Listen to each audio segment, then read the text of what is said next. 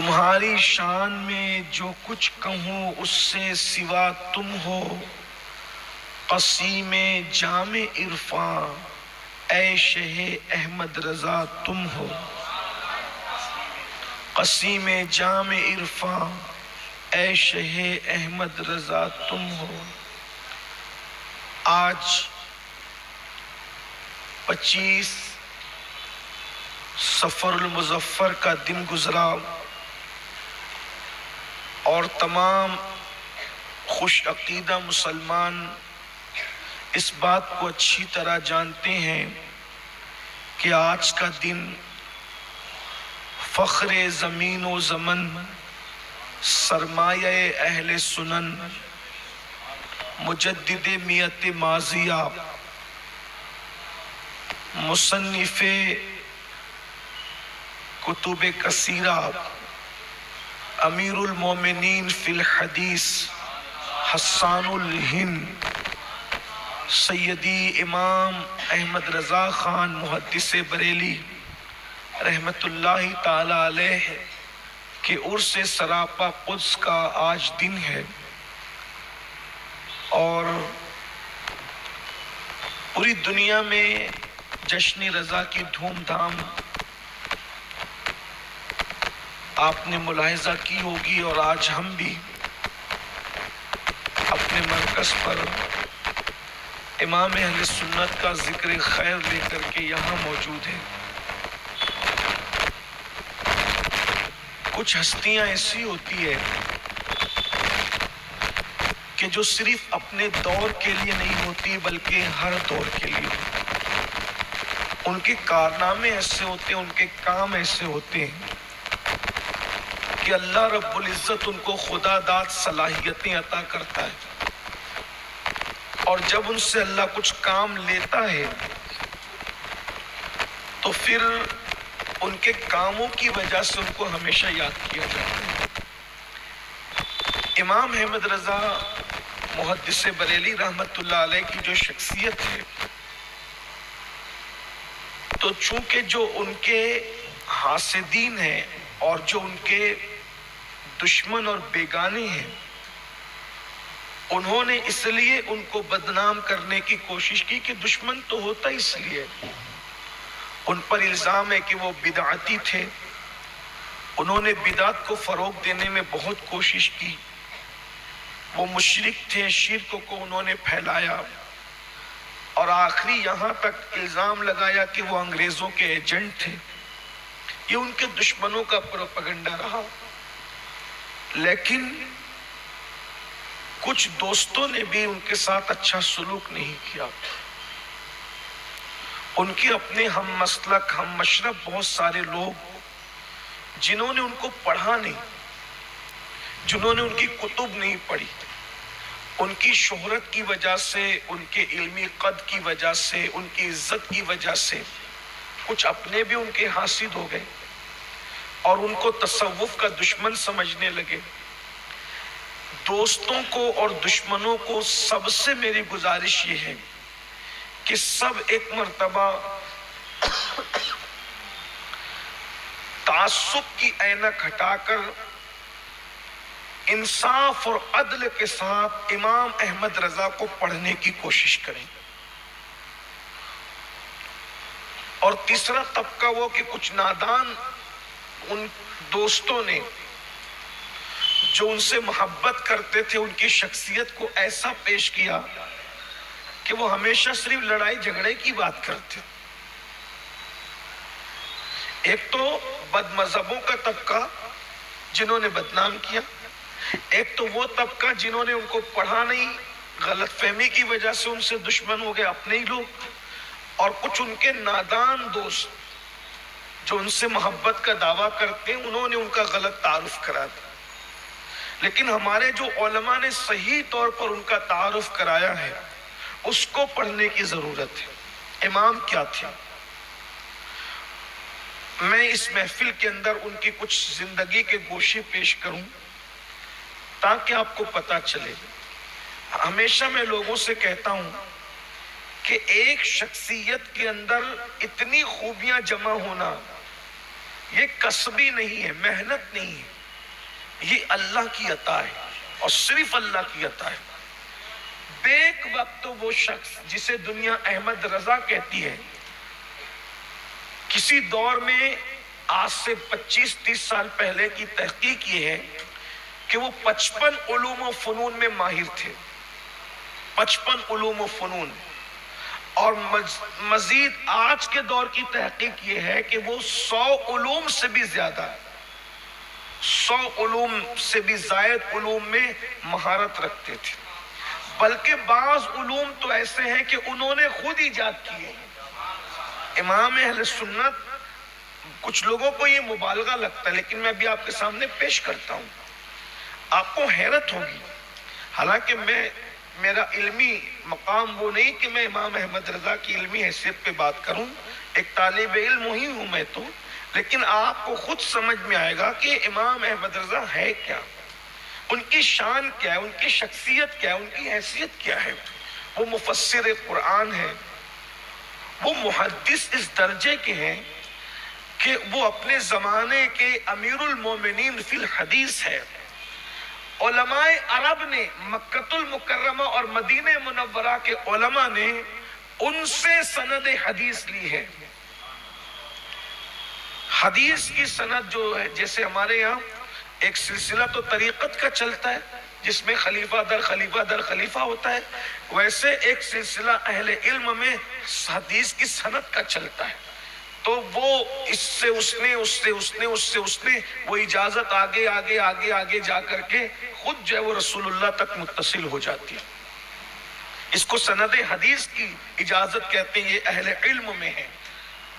ہمارے یہاں تو خلافت پر زیادہ زور ہے، لیکن سند حدیث کی اجازت کے معاملے کو لے کر لوگوں میں بہت زیادہ ذوق و شوق نہیں پایا جاتا فی زمانہ، لیکن عربوں کے اندر یہ چیز ہے۔ اہل عرب جب ملتے ایک دوسرے سے ملاقات کرتے ہیں تو پھر وہ خود ہی مطالبہ بھی کرتے ہیں، خود دیتے بھی ہیں، دینے کے قابل ہو تو دیتے ہیں، لینے کے قابل ہو تو لیتے ہیں۔ بہرحال تو امام اہل سنت مفسر قرآن، ایسا مفسر قرآن کہ سورہ والضحیٰ کی چند آیتوں کی تفسیر انہوں نے سینکڑوں صفحات میں کی، اور بالآخر کہا کہ میرے پاس وقت کہاں سے میں لاؤں کہ مزید تفسیر کروں، اس لیے جو کام ہو چکا تھا پھر آپ نے اس کام پر توجہ دینے کی بجائے جس کام کی ضرورت محسوس کی اس کام پر آپ نے توجہ فرمائی۔ امام اہل سنت، آپ کو حیرت ہوگی کہ بچپنے میں آپ نے درسی کتابوں پر جو ہے شرح لکھنا جو ہے وہ شروع کر دیا، حاشیہ لکھنا شروع کیا، بعض کی شرح لکھی، بعض کا حاشیہ لکھا۔ صرف 14 سال کی عمر میں اللہ تبارک و تعالیٰ نے آپ کو عالم فاضل بنا دیا۔ بلکہ ایک مرتبہ کا تو واقعہ ہے کہ آپ کے والد بزرگوار امام المتکلمین علامہ نقی علی خان رحمت اللہ علیہ کے پاس ایک صاحب آئے اور کہا کہ وہ مجھے فتویٰ چاہیے، تو آپ نے فرمایا کہ مفتی صاحب اندر بیٹھے ہوئے، اندر چلے جاؤ اور فتویٰ لے لو۔ وہ گئے اور واپس آئے، کہا حضرت اندر کوئی مفتی نہیں ہے؟ تو کہا کہ اندر تو مفتی صاحب بیٹھے ہوئے، ان سے فتویٰ لے لو۔ کہا حضرت اندر مفتی نہیں، ایک بچہ ہے وہ بیٹھا ہوا ہے۔ تو کہا وہی مفتی صاحب ہے۔ یہ امام احمد رضا ہے۔ آپ غور فرمائیں، 14 سال کی عمر میں آپ نے فتویٰ لکھنا۔ 14 سال کی عمر کس کو کہتے ہیں؟ لوگ گلی ڈنڈا کھیلتے ہیں اور آج کے 14 سال کے بچے موبائل کھیلتے ہیں، اور امام احمد رضا وہ شخصیت کا نام ہے کہ جنہوں نے 14 سال کی عمر میں فتویٰ لکھنا شروع کیا ہے اور آخری عمر تک لکھتے ہی رہے۔ آپ نے اتنا لکھا کہ آپ نے جو 1200 سے زائد جو کتب لکھی ہے، اگر ان سارے صفحات کو جمع کر دیا جائے تو ہر 24 گھنٹے میں امام احمد رضا وہ قوم کو ایک کتاب دیتے نظر آتے ہو۔ آپ کی عمر کو اور کتابوں کا اگر حساب لگایا جائے تو ہر 24 گھنٹے میں آپ نے رسول اللہ کی امت کو ایک کتاب دی ہے، اور کتاب بھی وہ نہیں کہ چوہے کو ہلدی کا کھڑا ملا تو پنساری کی دکان کھول دی، 50 کتاب جمع کر کے رکھی، ادھر سے کچھ نکالا ادھر سے کچھ نکالا ادھر سے کچھ، اور چوچو کا مربع بنا کر کے پڑی باندھ کر کے دے دی، وہ کتاب نہیں۔ جو لوگ کتاب آج کل پڑھتے لکھتے ان کو پتا ہے کہ اگر آپ نے کئی کتابیں کسی کی پڑھ رکھی ہے اور پھر مصنف صاحب کی کتاب اٹھا کر کے دیکھو تو لگتا ہے کہ وہ اقتباس تو وہاں سے چرایا، وہ وہاں سے چرایا، وہ وہاں سے چرایا اور جمع کیا اور جمع کر کے پیش کر دی۔ یہ آج کل کی کتابوں کا اللہ ماشاءاللہ حال ہے۔ یہ حال میں تنقید نہیں کر رہا ہوں، کتابوں کا حال یہ کہ اگر ایک صفحے کی تشریح کرے امام احمد رضا کی تو اس پہ کتب بنے، یہ حال ہے۔ تو آغاز کرتے ہیں امام اہل سنت، مفسر قرآن، محدث، اپنے وقت کا عظیم ریاضی داں، اپنے وقت کا عظیم جیومیٹری کا ماہر، علم معیشت کا ماہر، معاشی علوم کا ماہر، علوم سیاست کا ماہر، علم تصوف کا ماہر، علم القرآن کا ماہر، علم قرأت کا ماہر۔ قرأت کی کتابیں جو لکھی ہمارے یہاں قرآن بیٹھے ہوئے ہیں، 10 15 15 20 صفحات پر پورے 29 حروف کے مخارج اور اس کا اصول بیان ہو جاتا ہے۔ میرا امام علم فن قرأت کا وہ امام ہے کہ جس نے صرف حرف دعات کے مخرج پر پورا رسالہ لکھا ہے، ایک حرف دعات پر پورا ایک رسالہ لکھا ہے، پڑھنے سے تعلق رکھتا ہے، وہ امام جسے دنیا امام احمد رضا کہتی ہے۔ میں آغاز کرتا ہوں، میں نے جو دعوے کیے ان کے کچھ علوم کو آپ کے سامنے رکھتا ہوں۔ نمبر 1، وہ مفکر کیسے تھے، اصلاح معاشرہ کیسے کرتے تھے، تدبیر کیسے کرتے تھے، اپنی قوم کو بیدار کیسے کرتے تھے، سیاسی حالات کا مقابلہ کرنے کا کس طریقے سے لوگوں کو ہنر عطا کرتے تھے۔ ایک کمرے میں بیٹھ کر پوری دنیا جس کی نگاہوں کے سامنے تھی، یہ کوئی کرامت سے کم نہیں ہے۔ ایک سوال آیا امام کی بارگاہ میں کہ موجودہ دور میں مسلمانوں کو کرنا کیا چاہیے، اس لیے کہ بڑے مایوسی کے حالات تھے، انگریزوں کی حکومت تھی، انگریزوں کی حکومتوں کا دور تھا، ظلم زیادتی پورے عروج پر تھے، لوگ الگ الگ باتیں کرتے تھے، اہل جبہ و دستار بھی بہت سارے ان میں سے بک چکے تھے۔ اسی طریقے سے ہر مذہب کے مذہبی رہنما کہیں پر قیادت کر رہے تھے تو کہیں پر قوم کو بیچ رہے تھے۔ ہر دور کے اندر 2 طبقے رہے ہیں، وفادار اور غدار۔ سب مذاہب کے اندر یہ تھا، کچھ وفادار تھے، کچھ غدار تھے۔ ایسے میں امام اہل سنن سے پوچھا گیا کریں کیا؟ آپ نے بہت ساری باتیں فرمائی۔ ایک بات یہ، اس دور میں بھی یہ تھا کہ امام مہدی کا ظہور ہوگا، امام مہدی کا ظہور ہوگا، مہدی مہدی مہدی۔ حضرت امام مہدی کو لانے کی جس طرح لوگ آج جلدی کر رہے ہیں، آج کا معاملہ نہیں ہے، اس دور میں بھی ایسے ہی تھا۔ امام اہل سنت نے فرمایا ویسے تو حالات اللہ جانتا ہے، غیب کا علم صرف اللہ کو ہے، اور اللہ کی عطا سے اس کے پیارے محبوب عالم ما کان و ما یکون محمد الرسول اللہ صلی اللہ علیہ وآلہ وسلم کو ہے۔ اللہ اکبر۔ تو آپ نے فرمایا جہاں تک میں احادیث پر نظر ڈالتا ہوں تو ابھی وہ وقت نہیں آیا کہ امام مہدی کا ظہور ہو، اور آپ نے فرمایا اس کو وقت ہے۔ اور آپ نے تقریباً اپنے دور میں کم و بیش 5 صدیوں کا ایک اندازہ لگا کر سید المکاشفین امام محی الدین ابن عربی رضی اللہ تبارک و تعالیٰ کے اشاروں سے آپ نے اشارہ دیا ابھی بھی امام مہدی کے ظہور کا وقت نہیں ہے۔ لوگ پتہ نہیں کیوں جلدی کرتے ہیں اس معاملے کے اندر اور طرح طرح کی باتیں کرتے ہیں، لوگوں کو اس پر کان نہیں دھرنا چاہیے۔ اور امام نے بھی حتمی طور پہ نہیں کہا، انہوں نے تو اشارے ہی دیے، اور یہ اشارے ہی دیے جا سکتے ہیں، لیکن ابھی امام مہدی کے ظہور کا وقت نہیں ہے۔ فی الحال اس میں صدیاں باقی ہے، ابھی صدیاں ہمیں محنت کرنی ہے، کوششیں کرنی ہے، کاوشیں کرنی ہے۔ تو امام فرماتے ہیں کہ مسلمانوں کو چاہیے کہ وہ کریں کیا۔ آپ نے ایک رسالہ لکھا جس کا نام ہے تدبیر فلاح، تدبیر فلاح اور ونجات و اصلاح۔ آپ نے اس میں 4 پوائنٹ لکھے ہیں مسلم امہ کی ترقی کے لیے، تدبیر فلاح و نجات و اصلاح، 4 پوائنٹ ہے مسلم امہ کی ترقی کے لیے۔ نمبر 1 فرماتے ہیں امام اہل سنت، آپ کو اندازہ ہوگا کیسے مفکر تھے، فرماتے ہیں کہ جن معاملات میں حکومت اور قانون کو، ملکی قانون کو عمل دخل نہیں ہے، جن معاملات میں حکومت کو اور ملکی قانون کو عمل دخل نہیں ہے، مسلمانوں کو چاہیے کہ وہ مقدمات کورٹ میں نہ لے جائیں، کورٹ میں لے جانے کی بجائے اپنے آپس کے درمیان بیٹھ کر کے خود حل کریں۔ اس سے کیا ہوگا؟ فرماتے ہیں اسٹامپ پیپر اور یہ عرضیاں اور یہ رشوتیں اور وہ فیس اور وہ فیس اور وہ فیس، اس میں مسلمانوں کے کروڑوں روپے خرچ ہوتے ہیں۔ دیکھیے نظر کہاں ہے امام کی؟ عام طور پہ لوگوں کی نظر وہاں جاتی نہیں ہے. یہاں تو چھوٹے چھوٹے جھگڑوں پر کورٹ میں جاتے ہیں. تو کورٹ میں وہیں تک جاؤ جہاں پر قانونی معاملات ہیں. جس معاملے کو قانونی طور پر عمل دخل جس معاملے میں نہیں ہے، اس کو تو آپ اپنے گھر میں، محلے میں، بڑوں کے درمیان پنچوں کے ساتھ بیٹھ کر کے حل کر سکتے ہیں. جیسے آج کل دیکھیں، میں سمجھتا ہوں کہ بہت ساری عورتیں اپنے شوہر کے ساتھ جمتی نہیں ہے تو کیس کر دیتی ہیں، حالانکہ اس کے بغیر بھی راستے موجود ہیں. علماء کے پاس بیٹھ کر، قاضیوں کے پاس بیٹھ کر، مفتیوں کے پاس بیٹھ کر یا پنچوں کے پاس بیٹھ کر کے ان مسائل کا حل ہو سکتا ہے. پھر اس کے بعد امام فرماتے ہیں کچہریاں اگر غلط فیصلہ کریں تو اس کو منظور کریں گے، لیکن شریعت جو فیصلہ کرے اس کو منظور کرنے کے لوگ تیار نہیں ہوتے. یہ حالات ہیں. اور فرمایا کہ اپنے معاملات خود حل کرنے کی کوشش کرو، جس میں کورٹ کچہری اور قوانین کو عمل دخل نہیں ہے، اس کو خود حل کرنے کی کوشش کرو. پہلا نقطہ فرمایا.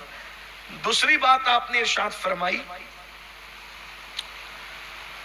کہ کوشش کرو کہ خریدی کے معاملات، جو چیزیں تم خریدتے ہو اپنوں ہی سے خریدو. اس اپنوں کے اندر بڑی وسعت ہے. میں اس کی کوئی تشریح تو نہیں کر سکوں گا، لیکن جو سن رہے ہیں ان کو سمجھ آنی چاہیے. فرمایا کہ اپنوں سے خریدو. یہاں تو حال یہ ہے کہ شو روم اپنے محلے میں بنے گا تو نہ عورتیں جانے کو تیار ہیں نہ مرد جانے کو تیار. ہمارے یہاں یہ ہے کہ جب تک دوسروں کی گھاس نہ چرے سکون نہیں ملتا. اپنے یہاں کپڑوں کی دکان ہوں، اپنے یہاں کرانے کی دکان ہوں، اپنے یہاں کے مال ہوں، اپنے یہاں کے شاپنگیں ہوں، اور نہیں سمجھ میں نہیں آتا. اس کی دو وجوہات ہیں. نمبر ایک تو یہ کہ اپنوں سے خریدنا نہیں چاہتے کیونکہ اپنوں کو اپنا سمجھنا نہیں چاہتے. دوسرے جو اپنے ہیں ان کی نیت گندی ہے کہ وہ تھوڑا کمانا نہیں چاہتے، اس لیے کہ اوروں کے یہاں حال یہ ہے کہ وہ تھوڑے سے منافع پر دھندا کر سکتے ہیں. یہاں تو یہ ہے کہ سارا میں ہڑپ کر، بکرا بھی میں کھاؤں اور چمڑا بھی میں کھاؤں اور ہڈی بھی میں کھاؤں اور اوجڑی بھی میں کھاؤں اور سب میں ہڑپ کر جاؤں. یہ انسان کی فطرت نہیں ہے، یہ کتوں کی فطرت ہے. کتے کو جب مردار ملتا ہے تو وہ سبھی کھائے، چمڑا بھی کھائے گا، ہڈی بھی کھائے گا، گوشت بھی، سب کھا جائے گا. کم سے کم تجارت کے اصول سیکھو، اپنوں سے خریدو، اور اپنے جب اپنوں کے پاس آئیں تو تھوڑا رعایت کرنا سیکھو.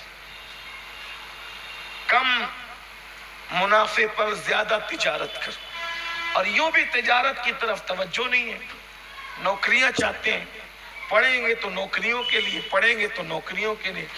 نوکری اپنی جگہ ہے لیکن تجارت میں حصے دار بنو، تاجر بنو، تاجر. اللہ کے تمام انبیاء کرام علیہ السلام تاجر تھے، انہوں نے تجارتیں کی. ہمارے اولیاء کرام دیکھیں اکثر و بیشتر سب تاجر میں.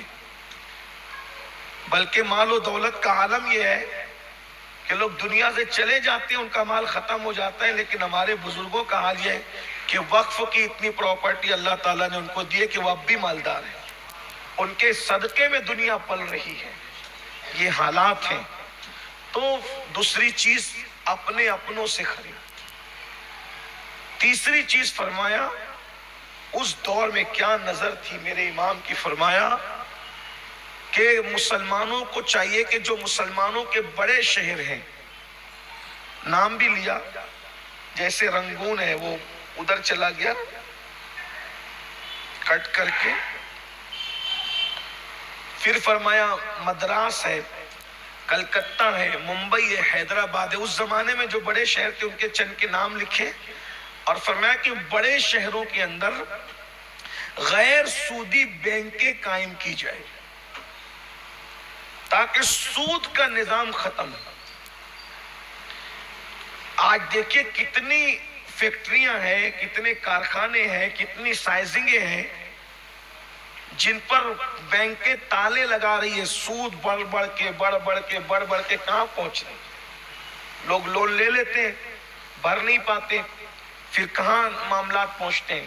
تو امام نے تقریباً آج سے 1 صدی پہلے فرمایا کہ مسلمانوں کو چاہیے کہ غیر سودی بینکیں قائم کریں، مالدار لوگ، بڑے شہروں کے لوگ، اور فرمایا کوئی ضروری نہیں ہے کہ سود سے ہی آدمی کمائے۔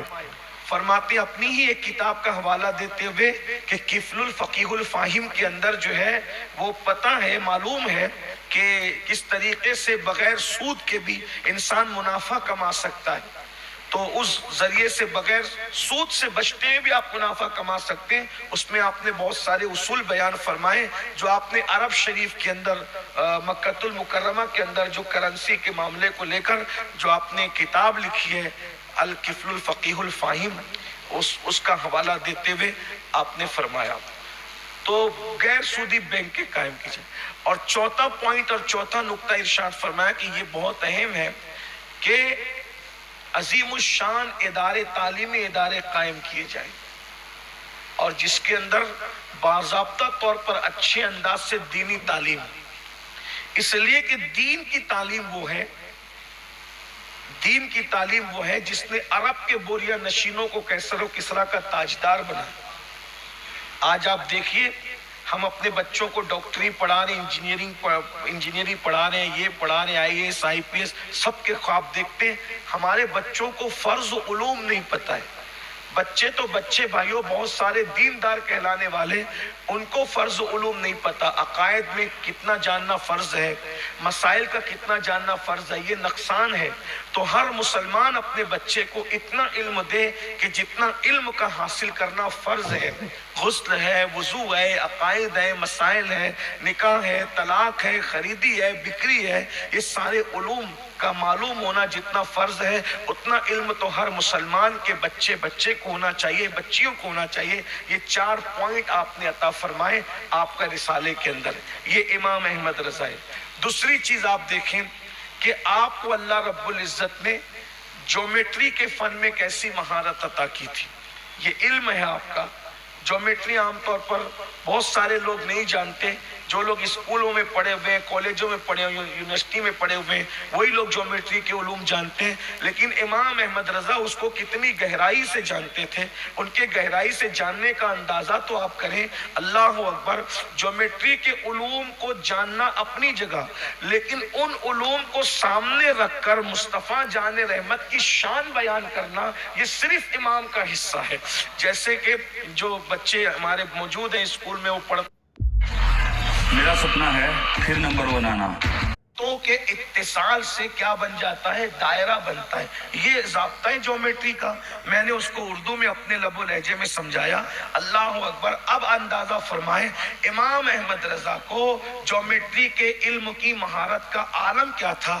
آپ نے اس جیومیٹری کے اصول سے قوم کو جو سمجھایا، یہ اس دور کے اٹھے جیومیٹری کے علوم کو جاننا اپنی جگہ، لیکن ان علوم کو سامنے رکھ کر مصطفیٰ جان رحمت کی شان بیان کرنا، یہ صرف امام کا حصہ ہے۔ جیسے کہ جو بچے ہمارے موجود ہیں اسکول میں، وہ پڑھتے ہیں، اور میں سمجھتا ہوں کہ 5ویں چھٹی، چوتھی 5ویں چھٹی میں یہ ضابطہ پڑھایا جاتا ہے۔ کوئی بہت مشکل ضابطہ نہیں ہے جیومیٹری کا جو میں بیان کر رہا ہوں، کہ ضابطہ یہ ہے کہ سرکل کیسے بنتا ہے، یعنی دائرہ کیسے بنتا ہے۔ تو ہمارے استادوں نے ہمیں پڑھایا تھا، جو ہمیں ابھی بھی یاد ہے، کہ نقطوں کو نقطوں سے ملانے سے سرکل بنتا ہے، دائرہ بنتا ہے۔ نقطے پوائنٹ جو ڈاٹ جو ہوتے ہیں، اس کو ایک دوسرے سے ملا دو تو کیا بنتا ہے؟ نقطوں کے اجتماع سے، نقطوں کے اتصال سے کیا بن جاتا ہے؟ دائرہ بنتا ہے۔ یہ ضابطہ ہے جیومیٹری کا، میں نے اس کو اردو میں اپنے لب و لہجے میں سمجھایا۔ اللہ اکبر۔ اب اندازہ فرمائیں امام احمد رضا کو جیومیٹری کے علم کی مہارت کا عالم کیا تھا۔ آپ نے اس جیومیٹری کے اصول سے قوم کو جو سمجھایا، یہ اس دور کے اٹھے ہوئے ایک فتنے کا جواب تھا۔ لوگ یہ کہہ رہے تھے کہ اللہ کے رسول صلی اللہ علیہ وآلہ وسلم معراج پر کیسے جا سکتے ہیں جسم کے ساتھ؟ ان کو جسمانی معراج کیسے ہو سکتی ہے؟ اس لیے کہ جب انسان خلا میں جاتا ہے تو وہاں ہوا نہیں ہے، سانس لینا ضروری ہے، اور جب سانس نہیں لے گا تو اوپر کیسے جائے گا؟ پھر قرہ نار ہے، پھر اسی طریقے سے یہ قرہ ہے، وہ قرہ ہے، وہ قرہ ہے، یہ سب قرے کی بات لوگ بڑے غرے سے کر رہے تھے۔ تو امام نے جو ہے وہ حضور کے آنے اور جانے کو یہ بیان کیا۔ ضابطہ کیا ہے کہ جو دائرہ بناتے وقت تو پہلا نقطہ ہوتا ہے، توجہ فرمائیں، دائرہ سرکل جب بناؤ تو جو نقطہ پہلا ہوتا ہے وہی نقطہ آخری ہوتا ہے، جو آخری ہوتا ہے وہی پہلا ہوتا ہے۔ جب آپ پرکار لیتے ہیں، پرکار سے جب پینسل آپ نوک دار جو وہ سرا رکھتے ہیں بیچ میں، اور جب آپ پینسل سے یہ شروع کرتے ہیں تو یوں گھومتے گھومتے گھومتے اسی پر آپ جا کر کے ٹکتے ہیں جہاں سے آپ نے شروع کیا تھا۔ اب جیومیٹری کے اس اصول میں حضور کا آنا جانا یوں بیان کرتے ہیں، کہتے ہیں کمال امکان کے جھوٹے نقطوں تم اول آخر کے پھیر میں ہو، محیط کی چال سے تو پوچھو کدھر سے آئے کدھر گئے۔ شان مصطفیٰ یہ جیومیٹری میں آپ نے بیان فرمائی، اندازہ کریے ان کا علم جیومیٹری ہے۔ اب کدھر سے آئے کدھر گئے تھے، کدھر سے آئے کدھر گئے تھے، یہاں جیومیٹری ختم ہو گئی۔ اب آگے کی جو بات ہے وہ کی جا رہی ہے تصوف کے پیرائے میں، وہ اپنے زمانے کے بڑے عظیم صوفی بھی تھے۔ تو کدھر سے آئے کدھر گئے تھے، یہ تو کدھر سے آئے کدھر گئے تھے تو ہو گیا، لیکن گیا کون معراج پر، یہ بھی ایک مسئلہ تھا۔ معراج پر گیا کون، تو پھر اب سمجھایا جاتا ہے صوفیہ کے لب و لہجے میں کہ حضور علیہ الصلوۃ و تسلیم کی مختلف شانیں ہیں۔ بشریت ایک ان کی شان ہے، نورانیت ایک ان کی شان ہے، اور پھر ایک ان کی حقیقت ہے۔ ایک بشریت ہے، نورانیت ہے، اور ان کی حقیقت ہے۔ اب بشریت تو یہ ہے کہ وہ بشر ہیں لیکن ہماری طرح نہیں، بشر ہیں مگر اولیاء کی طرح نہیں، بشر ہیں مگر صحابہ کی طرح نہیں۔ اس لیے وہ شان بشری سے مسجد حرام سے آسمانوں تک گئے، اور آسمانوں سے جو وہ عرش اعظم تک شان نورانیت کے ساتھ گئے، لیکن وہ نور بھی ہیں، جبریل کی طرح نور نہیں ہے۔ اس لیے کہ اگر وہ نور جبریل کی طرح ہوتے تو سدرہ کے آگے جبریل جا رہے ہیں تو جلنے کی بات کرتے ہیں۔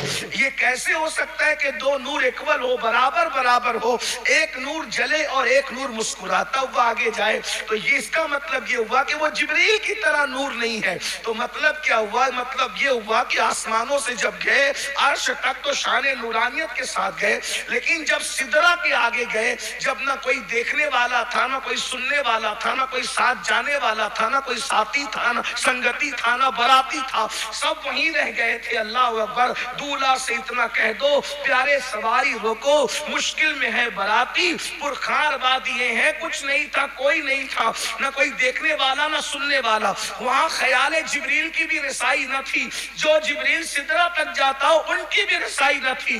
تو اب وہاں سے حقیقت محمدیہ آگے بڑھ رہی ہے، تو اب یہ حقیقت محمدیہ جو آگے بڑھ رہی ہے، تو اب یہاں پر امام علم تصوف سے شان مصطفیٰ سمجھا رہے ہیں۔ کہتے ہیں وہی ہے اول، وہی ہے آخر، وہی ہے ظاہر، وہی ہے باطن، اسی کے جلوے اسی سے ملنے اسی سے اس کی طرف گئے، اسی کے جلوے اسی سے ملنے اسی سے اسی کے جلوے اسی سے ملنے۔ اب یہاں کوئی اشکال پیدا کر، آج تک کسی نے اس کی تشریح نہیں کی ہے، اسی کے جلوے اسی سے ملنے اسی سے اس کی۔ تو اب یہاں کسی نے شک پیدا کرنے کی کوشش کی کہ جو اسی کا جلوہ کہہ دیا، اسی سے ملنے اسی سے اس کی، یہ شرک تو نہیں ہو گیا؟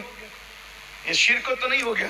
مزید اس کی تشریح پھر کرتے ہیں، کہتے ہیں بندہ ملنے کو، جو ملنے گیا خدا سے وہ خدا نہیں تھا، جو خدا سے ملنے گیا وہ خدا نہیں تھا، وہ جلوہ خدا تو تھا مگر خدا نہیں تھا۔ تو کہا پھر فرق کیا ہے؟ تو کہا بندہ ملنے کو قریب حضرت قادر گیا، لمحے باطن میں گمنے جلوہ ظاہر گیا۔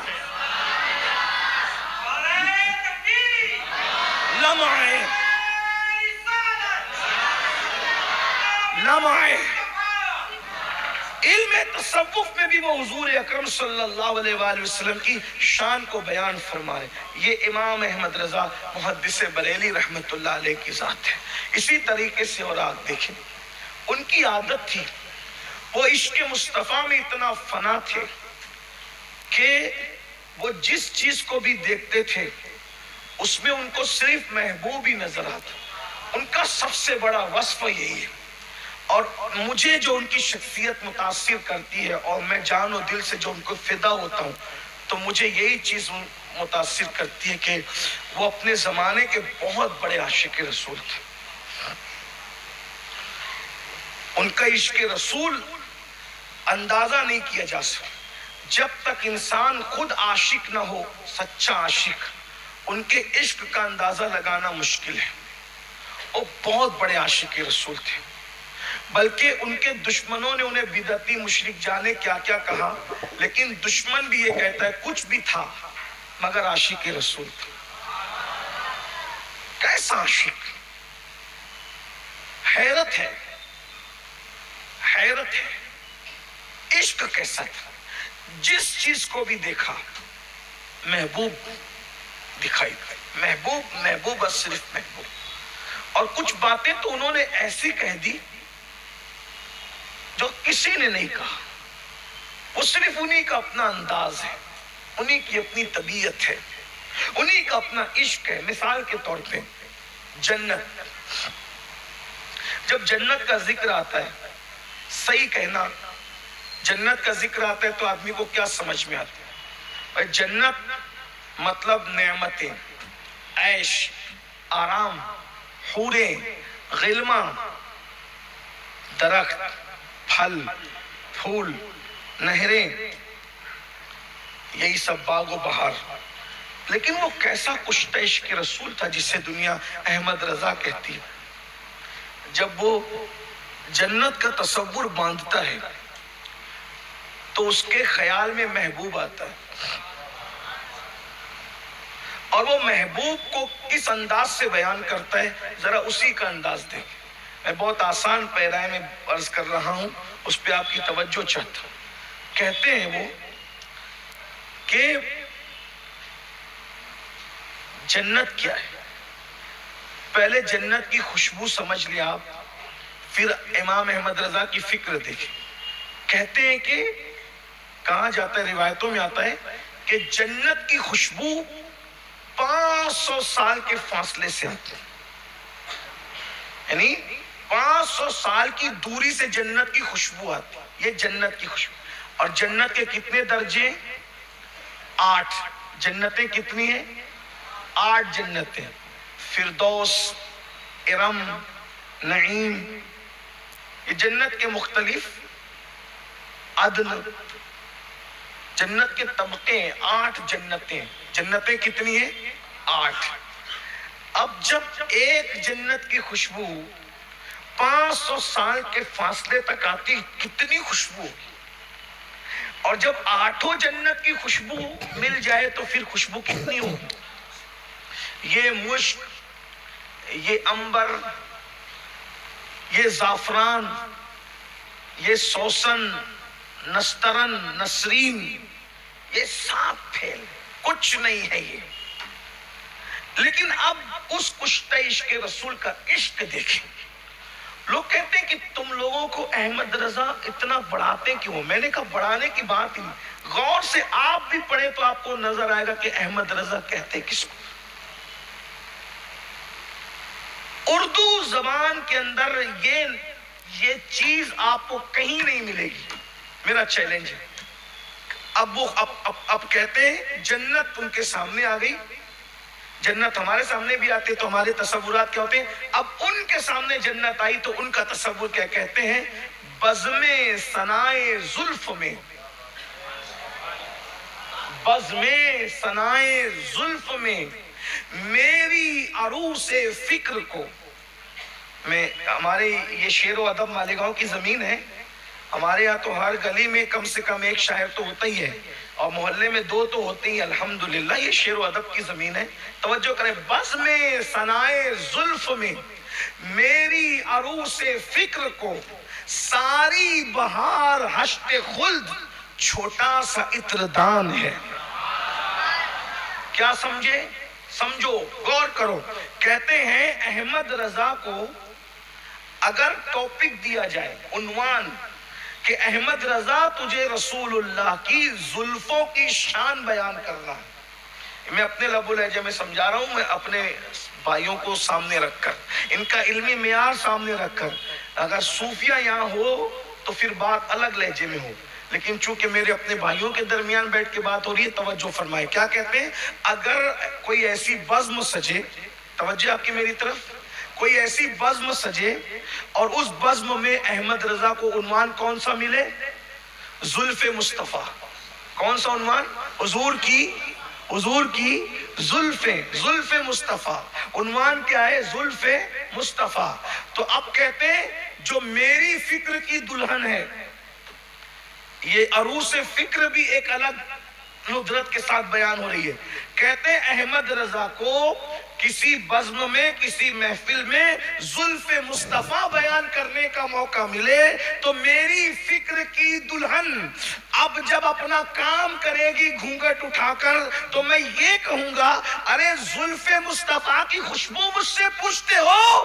آٹھوں جنت کی خوشبوئیں سمیٹ لی جائے تو زلف مصطفیٰ کے سامنے آٹھوں جنت کی خوشبو ایسے ہو جیسے ایک چھوٹا سا عطر دان رکھا ہوا. تو جب آٹھوں جنت کی خوشبوئیں ایک چھوٹا سا عطر دان بن جائے ان کی زلفوں کے سامنے تو زلف مصطفیٰ کی خوشبو کا عالم کیا ہو. اب خود کہتے ہیں پھر زلف مصطفیٰ کی خوشبو کیا ہے؟ کہتے ہیں بھینی خوشبو سے مہک جاتی ہیں گلیاں واللہ، بھینی خوشبو سے مہک جاتی ہے گلیاں واللہ، کیسے پھولوں میں بسائے ہیں تمہارے کیسے. یہ ان کا عشق رسول ہے. بہت بڑے عاشق رسول تھے. انہوں نے عقائد پر پہرا دیا. بہت سارے فتنے آج اٹھ رہے ہیں، لیکن انہوں نے جو ہمارے لیے رہنما اصول عطا فرمائے، مثال کے طور پر قادیانیت کے رد میں انہوں نے کئی رسائل لکھے اور قادیانیت کو دھول چٹایا. اسی طرح روافظ کے رد میں کئی رسائل لکھے، اس فتنے کو دھول چٹایا. اور ان کا تو اصل عنوان ہی تھا دیابنا اور وہابیہ. پھر ان کا جو جواب دیا ان کا اپنا انداز ہے. یہاں ایک بات مجھے یاد آئی، جیسے آج کل رسول اللہ کو لوگ گالیاں دیتے، گھروں میں بیٹھ کر کے کچھ بھی بک دیتے، تو وہ کلپیں بنتی ہے، پھر ہمارے پاس آتی ہے، پھر ہم اس کو سنتے ہیں، اس کو فارورڈ کرتے ہیں، آگے بڑھاتے ہیں. امام نے اس کے بارے میں کتنی خوبصورت بات کہی. فرماتے ہیں جو رسول اللہ کو گالیاں دیتے ہیں، حضور کی توہین کرتے ہیں، ان کے لیے لاہ عمل دیا امام نے. فرماتے ہیں کہ اول چیز کے خوش عقیدہ مسلمان ان پہ توجہ ہی کیوں کریں.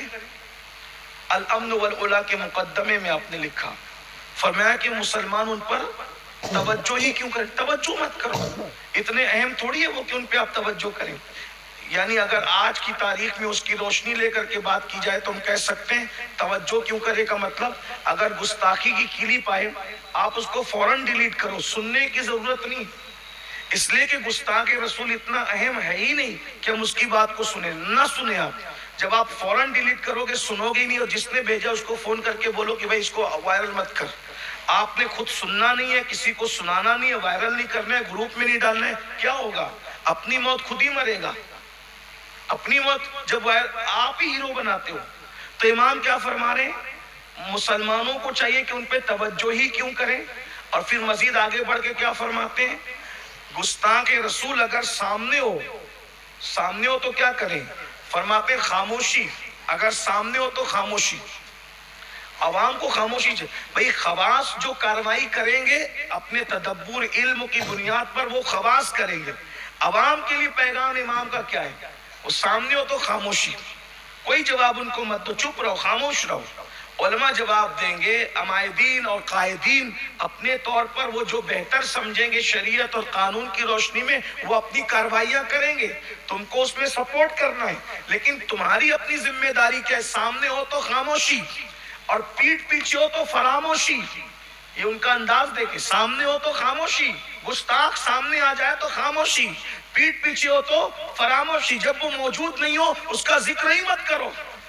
ان کو کیوں ہیرو بناتے ہو؟ جن کو گلی کا کتا نہیں پہچانتا ان کو ہیرو کیوں بناتے ہو؟ ان کا ذکر کر کر کے ان کے تذکرے کیوں کرتے ہیں؟ سامنے ہو تو خاموشی، پیچھے ہو تو فراموشی.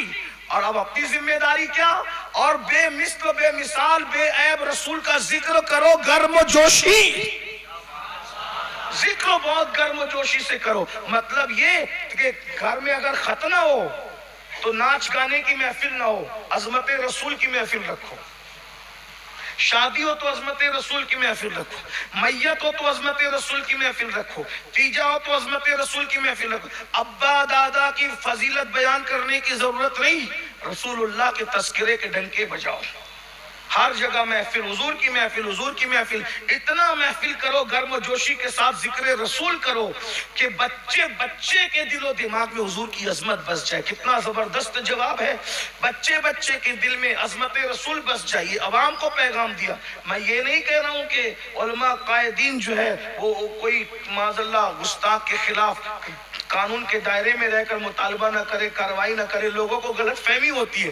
امام نے یہ عوام کو پیغام دیا. قائدین جو کریں گے وہ اپنے طور پہ کریں گے، لیکن ہمیں ہماری عوام کو سامنے ہو تو خاموشی، پیٹھ پیچھے فراموشی، اور ذکر رسول میں گرم جوشی. یہ بھی امام کا انداز بیاں ہے. وہ بیاں ہے جس کا بیان نہیں.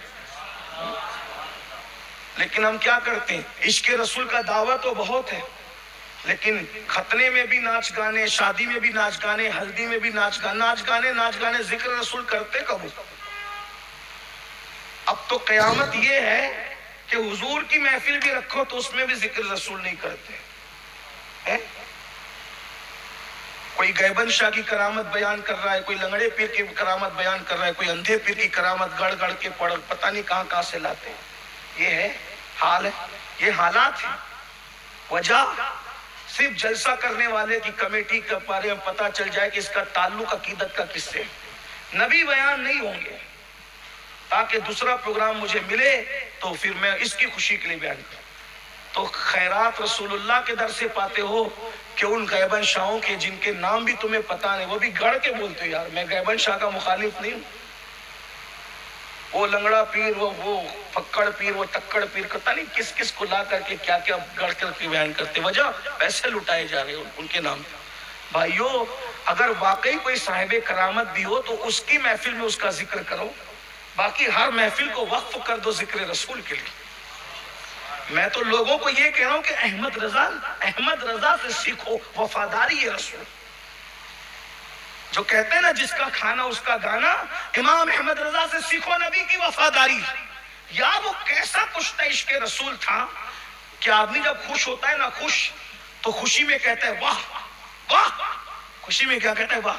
وہ ایسا غیور تھا عشق میں کہ وہ کسی شاعر کے نام پہ بھی واہ نہیں کہتا تھا، وہ کسی مقرر کے لیے بھی واہ نہیں کہتا تھا. وہ واہ بھی کہتا خوشی میں تو صرف اپنے یار کے لیے کہتا. جب اس کی زبان سے واہ بھی نکلتا تو کیا وفاداری تھی. وہ کہتا ہے واہ واہ کیا جود و کرم ہے، شہ بدہا تیرا نہیں سنتا ہی نہیں مانگنے والا تیرا. اور جب مزید شوق بڑھتا ہے کہ ایک واہ نہیں دو واہ واہ کروں تو کہتا ہے وہ بھی کسی اور کے لیے نہیں، وہ بھی یار کے لیے کروں گا. کیا ہی ذوق افزا شفاعت ہے تمہاری واہ واہ، قرض لیتی ہے گناہ پرہیزگاری واہ واہ. صدقے اس انعام کے قربان اس اکرام کے ہو رہی ہے دونوں عالم میں تمہاری واہ واہ. اس کی واہ واہ بھی اپنے نبی کے لیے تھی. اور نبی کے دروازوں کے کتوں کے لیے کتنا غیور تھا. کہتا ہے پار ہے دل بھی نہ نکلا دل سے تحفے میں رضا، ان سگانے کو سے اتنی جان پیاری. واہ بات آ گئی تو ایک بات عرض کروں بھائیو، وہ تو اتنا غیور تھا عشق میں، دنیا اسے کچھ بھی کہے وہ پرواہ نہیں کرتا تھا. وہ زمزم بھی دیکھتا تو حضرت اسماعیل اس کو یاد نہیں آتے تھے. اس غیور کو وہاں بھی یاری کو لے کر کے بیٹھا ہوا ہے. ان کو بے مانگے ملا، ان کو رگڑ کر ایڑیاں صاحب کوثر کے ہمسر صاحب زمزم نہیں. مکہ میں پہنچ کے کعبہ بھی دیکھا تو پھر وہاں ابراہیم اسماعیل علیہ السلام کی تعمیر یاد نہیں آئی، وہاں بھی یاری یاد آیا. ہوتے کہاں خلیل و بنا کعبہ میں نا لولاک والے صاحبی سب تیرے گھر کی ہے. اور جب کعبے کو دیکھا تو کہتے غور سے سن تو رضا، کعبے سے آتی ہے صدا، میری آنکھوں سے میرے پیارے کا روزہ دیکھا. کتنا غیور. ہم تو ابا کو دادا کو پتہ نہیں کس کس کو لے کر کے بیٹھے، حضور کا ذکر نہیں کیا، اسی لیے آج ہمارے بچوں کو شان رسالت نہیں معلوم۔ لوگ اغوا کر رہے ہیں، ان کی فکر کو اغوا کریں، ان کے خیالات کو اغوا کریں، ان کے احساسات کو اغوا کریں۔ ذکر رسول کرو، خوب کرو۔ اس کے گھر میت بھی ہوتی تھی تو وہ میت پہ نوحہ نہیں کرتا تھا، اس کے گھر میت بھی ہوتی تھی تو اپنے میت کا مرثیہ نہیں لکھتا تھا، حالانکہ لکھنے میں وہ کتنا ماہر تھا دنیا جانتی ہے میرے امام کو، لیکن وہ مرثیہ نہیں لکھتا تھا۔ جب میت بھی گھر میں تو بھی ذکر رسول کیا، اور آنکھیں رو رو کے سو جانے والے، جانے والے نہیں آنے والے، وہی دھوم ان کی ہے ماشاءاللہ، مٹ گئے آپ مٹانے والے، حسن تیرا سا نہ دیکھا نہ سنا، کہتے ہیں اگلے زمانے والے، جگمگا اٹھی میری گور کی خاک، تیرے قربان چمکنے والے، اور کیوں رضا آج گلی سنی ہے، اٹھ میرے دھوم مچانے والے۔ لوگ قبر میں جاتے ہیں تو بولتے ہیں کہ نماز لے جاؤں گا، روزے لے جاؤں گا، حج لے جاؤں گا، زکوٰۃ لے جاؤں گا، لیکن وہ کیسا غیور تھا، نماز ایسی پڑھتا تھا کہ کبھی نفل بھی نہیں چھوڑی ہے، نماز کا بڑا پابند ہے۔ اللہ اکبر میرا امام۔ حالت یہ ہے کہ جب بیماری میں مسجد نہ جا سکے تو بھی جماعت نہیں چھوڑی، کسی کے کندھے پہ ہاتھ رکھ کر گئے، کبھی کرسی پہ بٹھا کر لے کر کے جایا گیا، ایک دن گھر میں کوئی نہیں تھا تو اپنے پیروں کو گھسیٹتے ہوئے مسجد میں لے گئے، لیکن تب بھی جماعت سے نماز پڑھی۔ اتنا بڑا نمازی تھا میرا امام، نفل نہ چھوڑی، مستحب نہ چھوڑا کبھی نہیں، سنتیں نہ چھوڑی، لیکن کہا قبر میں جاؤں گا تو نماز روزے حج زکوٰۃ نہیں لے کے جاؤں، قبر میں بھی جاؤں گا تو کتنا غیور تھا، نماز پڑھ لی اللہ کے لیے فرض تھی، روزے رکھ لیے فرض تھے، حج کر لیا فرض تھا، سب کر لیا یار کے لیے، لیکن قبر میں تو لے کے جانا کیا ہے؟ کہتے ہیں لحد میں عشق رخ شہ کا داغ لے کے چلے، لحد میں عشق رخ شاہ کا داغ لے کے چلے، اندھیری رات سنی تھی چراغ لے کے چلے۔ دیکھ رہے کتنا وہ غیور تھا۔ حدیث پاک میں آتا ہے کہ جب امت محمدیہ پل صراط سے گزرے گی تو حضرت جبریل امین اپنے پروں کو بچھائیں گے۔ وہ کتنا غیور تھا کہ وہ اپنے محبوب کے سوا کسی کی مدد بھی لینے کو تیار نہیں۔ یہ غیرت ہے، وہ جس سے اس نے پیار کیا بس پیار ہی کیا۔ میں کہتا سیکھ لے وفا۔ ایک بار کسی نے کہا کہ فلاں بزرگ کے نام کا وظیفہ کریں گے تو مچھر نہیں کاٹیں گے، انہوں نے کہا وہ فلاں بزرگ کی محبت اپنی جگہ، لیکن ہمیں تو اپنا غوث کافی ہے، بس ہم اس کا وظیفہ۔ یہ ایسا غیرت مند، وہ ایسا کٹر حنفی تھا، کسی نے کہا کہ فلاں کے قول پہ فتویٰ دیا جا سکتا ہے تو کہا کہ امام محمد کے قول پہ، امام ابو یوسف کے قول پہ اس طرح کی بات چل رہی تھی، فرمایا ہم محمدی نہیں ہے، یعنی امام محمد شیبانی کی طرف اشارہ کر کے ہم محمدی نہیں، ہم یوسفی نہیں ہے، ہم تو حنفی ہے بھائی۔ یعنی کہ آپ غور کریں کہ اس نے جس سے لے لینا چانس سستے ہیڈ فونز کے ساتھ کہ اہل صراط روح امی کو خبر کریں، اہل صراط روح امی کو خبر کریں، جاتی ہے امت نبوی فرش پر کریں۔ اے صراط، پل صراط پہ ڈیوٹی نبھانے والے فرشتوں جاؤ، حضرت جبریل امین کو اطلاع کر دو، عرض کر دو کہ آپ جو ہے وہ امت محمدیہ جا رہی ہے، آپ اپنے پر کو بچھا دیں جیسا کہ آپ نے جو ہے وہ عرض کیا تھا، اور وہ قبول ہوئی۔ لیکن کہتے ہیں لیکن جب میں جاؤں گا نا، میں جاؤں گا تو پھر پرے جبریل تو سر آنکھوں پر ہے، لیکن میں نے اپنے یار سے ہی مدد طلب کرنی۔ انکار نہیں ہے پرے جبریل کا، عظمت جبریل کہتے ہیں پل سے اتارو یا رسول اللہ، پل سے اتارو راہ گزر کو خبر نہ ہو، جبریل پر بچھائیں تو پر کو خبر نہ ہو۔ یہ وہ ایسا عاشق تھا، ان سے عشق، ان کا ذکر کریں۔ اور میں ایک بات آپ کو بتاؤں، اگر ہم ذکر رسول کریں گے، ذکر رسول، تو انشاءاللہ ہماری زبانیں غیبت سے محفوظ ہو جائیں، ہم چغلیوں سے محفوظ ہیں۔ حضور کا ذکر کرو، بیٹھو اٹھو آقا کا ذکر، حضور کی تعریف کرو، انہی کا تو کھانے، انہی کے ٹکڑوں پہ پڑھ رہے ہیں، باپ دادا بھی انہی کے ٹکڑوں پہ پلے اور بچے بھی انہی کے ٹکڑوں پہ پڑھ رہے ہیں۔ ایک بات مجھے یاد آ گئی، وہ کیسا عاشق تھا، وہ کبھی تعویذ بھی لیتا تھا تو نام مصطفیٰ کا تعویذ صلی اللہ علیہ وسلم۔ بتاؤں آپ، اگر گھر میں بچے نہ ہو یا بیٹی ہے بیٹا نہ ہو تو آدمی ولیوں کے پاس جاتا ہے, بزرگوں کے پاس جاتا ہے, صوفیوں کے پاس جاتا ہے, عاملوں کے پاس جاتا ہے, کہتا ہے بیٹا نہیں حضرت دعا کرے بیٹا ہو. وہ کیسا تعویذ بنایا اس نے پتا ہے بیٹا مانگنے کا؟ اپنے بابا آدم کی سنت کے مطابق. یعنی اپنی بات اگر اللہ سے منوانی ہو تو طریقہ کیا ہے؟ ایک طریقہ, پہلے اس کے محبوب کی تعریف کرو, آخری میں اپنی التجا رکھ دو, تو تعریف کے صدقے التجا تو قبول ہو ہی جائے گی. یہی طریقہ حضرت آدم نے پہلے تعریف کی محبوب کی, پھر اپنی التجا رکھ دی, قبول ہو گئی. ورنہ 200 سال تک تو جواب ہی نہیں آیا. ان کے یہاں پوتا نہیں تھا, بڑے بیٹے کے یہاں بھی بیٹا نہیں, چھوٹے بیٹے کے یہاں بھی بیٹا نہیں, حجت الاسلام مفتی اعظم دونوں کے یہاں بیٹا نہیں. خیال ہے اللہ میرے یہاں پوتا نہیں آئے گا, میری نسل ہی ختم ہو جائے گی, آگے راستہ کیا ہے؟ چلے گئی نہیں. تو اب بیٹا مانگنا ہے, ڈائریکٹ نہیں مانگا, پہلے حضور کی تعریف کی. زمین و زماں تمہارے لیے, مکین و مکہ تمہارے لیے, چنین و چنا تمہارے لیے, بنے دو جہاں تمہارے لیے, دہن میں ذبح تمہارے لیے, بدن میں ہے جان تمہارے لیے, ہم آئے یہاں تمہارے لیے, اٹھے بھی وہاں تمہارے لیے. یہ مرحمتیں کہ کچی متیں نہ چھوڑی گتے, نہ اپنی لتیں قصور کرے اور ان سے بھرے, قصور جنا تمہارے لیے. اشارے سے چاند چیر دیا, چھپے ہوئے خود کو پھیر لیا, گئے ہوئے دن کو عصر کیا. یہ تاب و تما تمہارے لیے, جنا میں چمن, چمن میں سمن, سمن میں فبن, فبن میں دلہن, سزائے مہن پہ ایسے ملن. یہ امن و اما تمہارے لیے, سب تمہارے لیے, تمہارے لیے, تمہارے لیے. تو میرے لیے کیا کہتے ہیں؟ صبا وہ چلے کہ باغ پھلے, وہ پھول کھلے کہ دن ہو بھلے.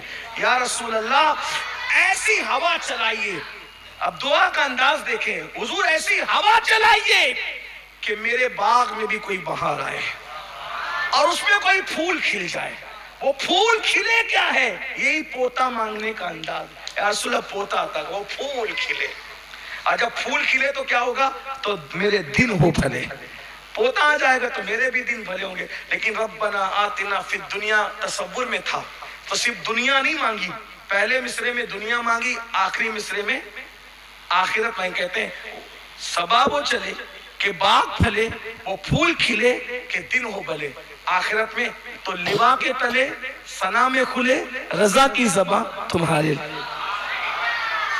عرضی قبول ہوئی, حضور حجت الاسلام کے گھر اللہ نے بیٹا عطا فرمایا, ان کا نام ابراہیم رضا خان رکھا گیا. ایک ہی پوتا ہوا, اور اس ایک پوتے سے پھر اللہ نے 5 بیٹے عطا فرمائے, اور اس 5 سے آج رضا کا گلشن مہک رہا ہے. پھر پوتے در پوتے پھیل گئے, الحمدللہ نسل پھیل گئی. یعنی وہ مانگتا بھی اس طرح سے. آخری بات عرض کر دو, ٹائم ہوا پورا.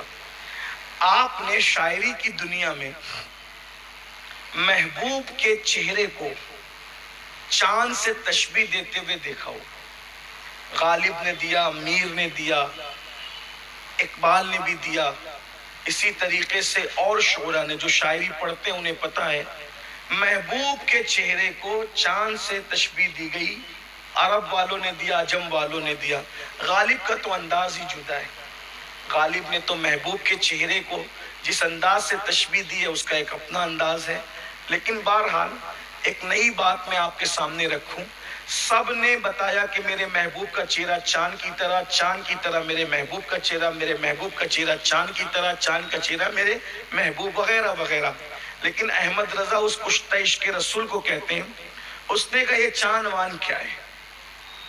اس نے کہا چاند وان کیا ہے؟ میرے محبوب کی جو انگلیاں ہیں پیروں کی, میرے محبوب کے پیروں کی, اب تصور ملا حضور کے خوبصورت پیر, میرے محبوب کے پیروں کی جو انگلیاں ہیں اس سے جب وہ ناخن کاٹتے ہیں تو وہ ناخن کا تراشا جو نکلتا ہے, تو اس کو دیکھ کر کے میں پہلی رات کے چاند جس کو کہتے ہیں چاند نو, نیا چاند جس کو آپ ہلال بھی کہتے ہیں, تب امام کہتے ہیں لوگوں نے چہرے کو چاند کی طرح کہا, لیکن میں تو پیر کے ناخن کو بھی چاند کی طرح نہیں کہوں گا. کہتے ہیں دل اپنا بھی شیدائی ہے.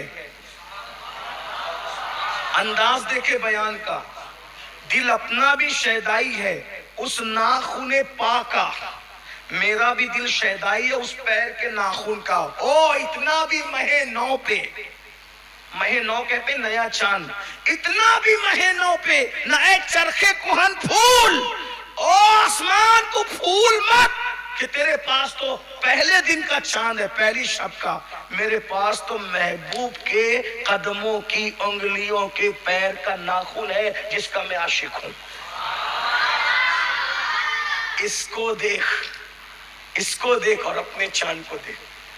بلکہ کسی مقام پہ فرمایا ہے کہ ہزاروں چاند محبوب کے ناخن پا پہ قربان۔ اس طرح کی انہوں نے بات کی۔ ایسا عاشق رسول ہر علم پہ لکھا، ریاضی پہ لکھا، سائنسی علوم، حتیٰ کہ آواز کا جو فن ہے اس پہ لکھا، حتیٰ کہ فن موسیقی بھی بیان کر دیا اس امام نے۔ کہتے ہیں حورِ جنا ستم کیا، طیبہ نگر میں پھر گیا، چھوڑ کے نغمہ حجاز دیس کی چیز گائی کیوں۔ اس میں آپ نے فن موسیقی بیان کیا، وقت ہوتا تو میں بیان کرتا، علم فقہ بھی بیان کیا عشق رسول کے رنگ میں۔ کہتے ہیں یا رسول اللہ رکھیے جیسے ہیں، خانہ زاد ہیں ہم، مول کے عیب دار پھرتے ہیں۔ علم موسمیات کو بھی بیان کر دیا عشق رسول کے رنگ میں۔ کہتے لقا بدرن فی الوجہ الاجمل، خط حال مہ زلف ابر اجل، تورے چندن چندر و پرو کنڈل، رحمت کی بھرن برسا جانا۔ اس میں انہوں نے علم موسمیات بیان فرمایا ہے۔ اسی طریقے سے مقطعات کے رنگ میں بھی نعت لکھ دی اور اس میں عشق رسول بیان کر دیا۔ کاف گیسو ہاں دہن یا ابرو، آنکھیں عین صاد، کاف ہاں یا عین صاد، ان کا ہے چہرہ نور۔ ایسا عاشق تھا۔ وہ فرماتے ہیں کہ جب کوئی بندہ وضو کر کے ایسے سوتا ہے کہ اس کے جسم کی شکل محمد کا انداز اختیار کر لیتی ہے، جیسے سر کے نیچے ہاتھ اور کوہنیوں کو باہر کر کے پیروں کو سمیٹ کر دوسرا ہاتھ یہاں رکھیں تو شکل محمد بنتی ہے۔ فرماتے کوئی اس طرح سوتا ہے تو 70,000 فرشتے وہاں درود پڑھتے ہیں، اور جب تک وہ اس طرح سوتا رہتا ہے اور وہ سارے درودوں کا ثواب اس کے نامہ اعمال میں لکھا جاتا ہے جو ایسی شکل میں لیٹتا ہے۔ امام اہل سنت نے بیان فرمایا وہ اسی طرح لیٹتے تھے، سوتے تھے۔ اتنا سب کچھ کرنے کے بعد بالآخر 25 صفر 2:38 پر جب اذان ہو رہی تھی اور حی علی الصلاۃ اور حی علی الفلاح کا لاہوتی نغمہ جب گنگنایا جا رہا تھا، اسی وقت امام نے اس دنیا سے کوچ فرمایا، دنیا سے تشریف لے گئے، اور آپ نے جو ہے وہ اتنا بڑا کارنامہ انجام دیا۔ اور اس امام کے بارے میں بڑا مشہور ہے کہ ادھر 25 صفر المظفر کو 2:38 پر جمعہ کے دن آپ دنیا سے جا رہے تھے، اور اسی وقت ملک شام کے ایک سید صاحب خواب دیکھ رہے تھے کہ حضور اکرم صلی اللہ علیہ وآلہ وسلم کسی کا انتظار فرما رہے ہیں۔ انہوں نے پوچھا نانا جان کس کا انتظار ہو رہا ہے؟ فرمایا احمد رضا ہندی کا انتظار ہو رہا ہے۔ حضور علیہ السلام کی بارگاہ میں ان کو یہ مقام حاصل تھا۔ لوگ آج کل کہتے ہیں وہ تو صرف ایک مولوی تھے، یار اتنے مولوی کو اتنا نہ بڑھایا کرو۔ میں کہتا ہوں یقیناً وہ مولوی تو تھے ہی، لیکن وہ مولوی کے رنگ میں اپنے زمانے کے مولائے روم تھے، وہ نائب غوث الورا تھے۔ حضرت خواجہ قمر الدین سیالوی رحمت اللہ علیہ نے فرمایا کہ ایک بار بارگاہ غوثیت میں کسی نے عرض کیا کہ حضور یا غوث الثقلین یہ بتائیں کہ اس 14ویں صدی میں آپ کا نائب پوری دنیا میں کون ہے؟ تو سرکار غوث پاک نے فرمایا وہ ہندوستان میں جو احمد رضا رہتا ہے وہ اس وقت میرا نائب ہے۔ وہ نائب غوث الورا تھے، ان سے کرامتوں کا ظہور بھی ہوا، کرامتیں بھی ظاہر ہوئی۔ میں بہت سی کرامتیں ان کا ذکر نہیں کروں گا، میں کرامت بیان کرنے بیٹھا ہوں۔ 10 بجے کا ہم نے ٹائم دیا تھا کہ 10 بجے بیان پورا ہوگا، 10:10 ہو رہے ہیں، لیکن اتنا ضرور کہوں گا کہ انہوں نے بہت خدمت انجام دی ہے۔ بلکہ علماء جانتے، اہل علم جانتے ہیں، کوئی بھی مسئلہ فتنے کا آ جائے، فتاوی رضویہ اٹھا لیں، رسائل رضویہ اٹھا لیں، الحمدللہ کسی نہ کسی حیثیت سے جواب مل ہی جاتا ہے۔ ہمارا مسلک قدیم اہل سنت و جماعت ہے، اور ہم سنی ہیں الحمدللہ، لیکن آج بد مذہبوں سے پہچان کے لیے اسی اہل سنت و جماعت کو آج مسلک اعلیٰ حضرت سے پہچانا جاتا ہے۔ یہ مسلک اعلیٰ حضرت کوئی نیا مسلک نہیں ہے، بلکہ یہ قدیم مسلک اہل سنت و جماعت کا ایک جو ہے وہ تعارف ہے۔ لیکن اگر کوئی سنیت اور سنیوں کے عقیدے پہ رہتا ہے، لیکن اگر وہ اپنے آپ کو مسلک اعلیٰ حضرت کا وہ نعرہ نہیں لگاتا، تو حضور تاج الشریعہ بدر الطریقہ رحمت اللہ علیہ نے فرمایا اگر وہ عقیدہ اہل سنت پر ہے لیکن نعرہ نہیں لگاتا تو ہم اس کی سنیت کا انکار نہیں کرتے۔ البتہ ہم یہ ضرور کہتے ہیں کہ پہچان کے لیے مسلک اعلیٰ حضرت کہا جاتا ہے، اور اس پر ہمیں اعتراض نہیں ہونا چاہیے، اس لیے کہ اگر کوئی پہچان کے لیے کہتا ہے تو اچھی بات ہے، لیکن اگر کوئی بندہ نعرہ نہیں لگاتا ہے تو تاج الشریعہ رحمت اللہ علیہ نے فرمایا کہ اگر وہ سنیت کے عقیدے پہ اور سنیوں کے عقیدے پر ہے لیکن نعرہ نہیں لگاتا تو اس وجہ سے خالص اس کی سنیت کا انکار نہیں کیا جائے گا۔ تو جو لوگ جو ہے وہ مسلک اعلیٰ حضرت کا انکار کرتے ہیں ان کو بھی چاہیے کہ پہچان کے لیے اگر کوئی لگاتا ہے تو انکار نہ کریں، اور جو لوگ عقیدہ اہل سنت پہ ہو کہ نعرہ نہیں لگاتے لوگ ان سے بدگمان ہوتے ہیں تو ان کو بھی چاہیے کہ ان سے بدگمان نہ ہو، تاج الشریعہ رحمت اللہ علیہ کی نصیحت پہ عمل کریں۔ میں سمجھتا ہوں امام احمد رضا وہ 14ویں صدی میں واحد شخصیت ہے جس نے عشق رسول کے نام پہ پوری دنیا کو متحد فرمایا، پوری دنیا کو متحد کرنے کی کوشش کی، اور ان کی فکر ایک آفاقی فکر ہے۔ وہ کہتے ہیں ایک میرا ہی رحمت پہ دعویٰ نہیں، شاہ کی ساری امت پہ لاکھوں سلام۔ وہ کشتہ عشق رسول تھا، اس نے دنیا کو عشق رسول کی دعوت دی، اسی لیے اللہ تعالیٰ سے دعا کرتے ہیں اللہ تعالیٰ ہم سب کو فکر رضا پر، مسلک رضا پر استقامت عطا فرمائے، اور اللہ تعالیٰ ہم سب کو عمل کی توفیق عطا فرمائے۔ امام احمد رضا کے فیوز و برکات سے اللہ تعالیٰ ہم سب کو مالا مال فرمائے۔ کھڑے ہو جائے صلاۃ والسلام۔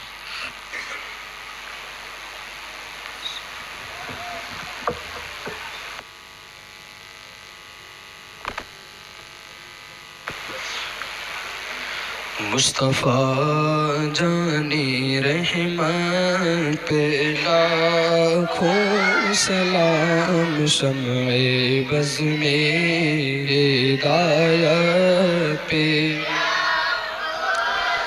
جلوہ گر ہو گیا ہے حلیمہ کا چاند، اب تو جچتا نہیں ہے یہ دنیا کا چاند، ماند ہے جس کے آگے زلیخا کا چاند، جس سوہانی گھڑی چمکا طیبہ کا چاند، اس دل افروز ساعت پہ حق محرم امام تو قاونقا، ذات اکرم امام تو قاونقا، قطب عالم امام تو قاونقا، غوث اعظم امام تو قاونقا، جلوہ شان قدرت پہ ہم نے جانا نہ تھا آپ کا مرتبہ، ایک ولی نے مگر ہم پہ احسان کیا، سرمہ عشق آنکھوں میں پہنا دیا، ڈال دی قلب میں عظمت مصطفیٰ سیدی اعلیٰ حضرت پہ لاکھ کاش محشر میں جب ان کی آمد ہو اور بھیجے سب ان کی شوکت پہ لاکھوں سلام مجھ سے خدمت کے خود کہے ہاں رضا مجھ سے خدمت کے خود کہے ہاں رضا مصطفیٰ جان رحمت پہ لاکھوں سلام شمع بز میں ہدایت پہ لاکھوں سلام یا نبی سلام علیکہ یا رسول سلام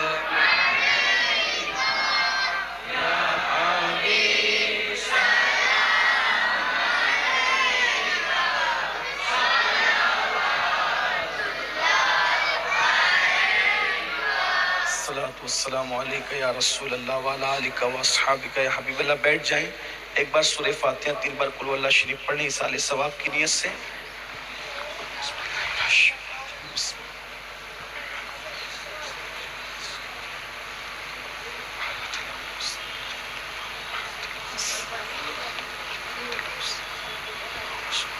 الفاتحہ. اللہم صلی وسلم وزد وبارک علی سیدنا و مولانا محمد وآل سیدنا مولانا محمد صلاة تنجنا بها من جميع الأحوال والآفات وتقضي لنا بها جميع الحاجات وتقضي لنا بها جميع الحاجات وتقضي لنا بها جميع الحاجات وتطهرنا بها من جميع السيئات وترفعنا بها عندك أعلى الدرجات وتبلغنا بها أقصى الغايات من جميع الخيرات في الحياة وبعد الممات إنك على كل شيء قدير. یا الہی رحم فرما مصطفیٰ کے واسطے، یا رسول اللہ کرم کیجئے خدا کے واسطے، مشکل حل کا شہر مشکل کشا کے واسطے، کربلائیں رد شہید کربلا سید سجاد کے صدقے میں ساجد رکھ میں علم حق دے باقری علم ہدا کے صدق صادقہ تصدق صادق الاسلام کر بے غضب راضی و کاظم اور رضا کے واسطے، میرے معروف و سری معروف دے بے خود سری جن دے حق میں گن جنے دے باصفا کے واسطے، میرے شبلی شیر حق دنیا کے کتوں سے بچا، ایک کار کب دے واحد بیریا کے واسطے، بلفرا کا صدقہ کر غم کو فراد حسن و سعاد بلحسن اور بو سعید سعدزاں کے واسطے، قادری کر قادری رب قادریوں میں اٹھا، قادری کر قادری رب قادریوں میں اٹھا، قادری کر قادری رب قادریوں میں اٹھا، قدر عبد القادر قدرت نما کے واسطے، حسن اللہ لو رزقن سے دے رزق حسن بندے رزاق تاج الاسفیاء کے واسطے،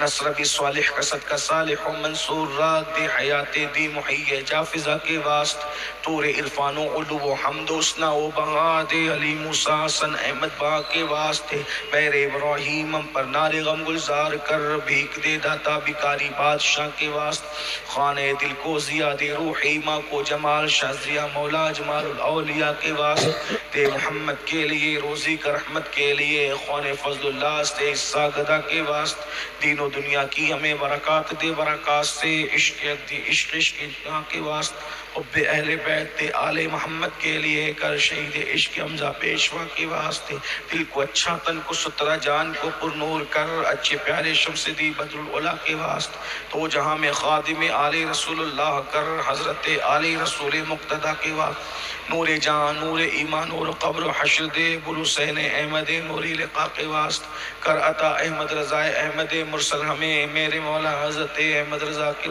سایہ جملہ مشایخ یا خدا ہم پر رہے رحم فرما آل رحمہ مصطفیٰ کے واسطے، ہم کو عبد مصطفیٰ کر بیر شیخ مصطفیٰ مفتی اعظم جناب مصطفیٰ کے واسطے، یا الہی غوث اعظم کے غلاموں میں قبول، یا الہی غوث اعظم کے غلاموں میں قبول، ہم شبیہ غوث اعظم مصطفیٰ کے واسطے، میرے مولا دین حق پر استقامت کراتا، میرے مولا دین حق پر استقامت کراتا، مفتی اعظم جناب مصطفیٰ کے واسطے، میرے جیلانی میاں لطف و عطائے خاص و نور کی سرکار سے حصہ گدا کے واسطے، اے خدا اختر رضا کو چرخ پر اسلام کے رد رخشا گڑی اپنی رضا کے واسطے، صدقہ ان آیاں کا تے چین ظلم و عمل عفو ارفع عافیتم سب گدا کے واسطے، ان اللہ و ملائکتہ یصلون علی النبی یا ایھا الذین آمنوا صلوا علیہ وسلموا تسلیما اللهم صل على سيدنا مولانا محمد وعلى آل سيدنا مولانا محمد صلاة تنجنا بها من جميع الأهوال والآفات وتقضي لنا بها جميع الحاجات وتطهرنا بها من جميع السيئات وترفعنا بها عندك على الدرجات وتبلغنا بها أقصى الغايات من جميع الخيرات في الحياة وبعد الممات إنك على كل شيء قدير سبحان ربك رب العزة عما يصفون وسلام على المرسلين والحمد لله رب العالمين وحق لا الہ تبرک موجود ہیں، لیتے ہوئے جائیں۔